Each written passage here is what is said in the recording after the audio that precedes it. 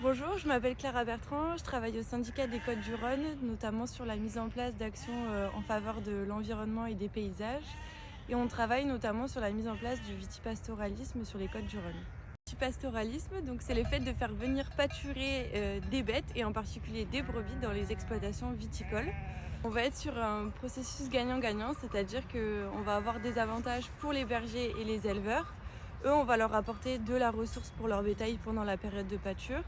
Et en retour, l'exploitant viticole, lui, va avoir les bêtes qui vont venir pâturer et donc gérer l'inter-rang ou sous le rang. Et en échange, lui, ça va lui permettre de gagner un passage de tracteur, par exemple.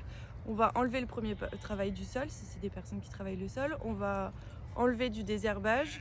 Le fait d'avoir des brebis, ça va aussi vous permettre d'avoir un apport de fertilisation. Évidemment, ça ne compensera pas votre apport en engrais minéral ou organique, mais ça peut faire un apport en plus pour votre période hivernale. Cette année, avec le syndicat des Côtes du Rhône, on a lancé une démarche pour favoriser le vitipastoralisme. Donc on a lancé un questionnaire qui est accessible sur le site du syndicat des Côtes du Rhône ou que vous pouvez retrouver dans la newsletter chaque vendredi, où l'on a mis à disposition donc un questionnaire pour estimer la demande vitipastorale au sein du département du Vaucluse. Et le but à long terme, c'est de l'étendre à tous les Côtes du Rhône et de pouvoir faire un lien entre les bergers et les éleveurs et les exploitants viticoles.